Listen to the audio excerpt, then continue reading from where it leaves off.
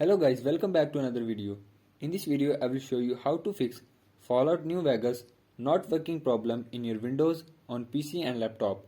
So to fix this issue, follow every step as I am showing in this video, and do not forget to subscribe this channel and also press the bell icon for the latest upcoming videos. Hope so this will fix your problem and help you a lot.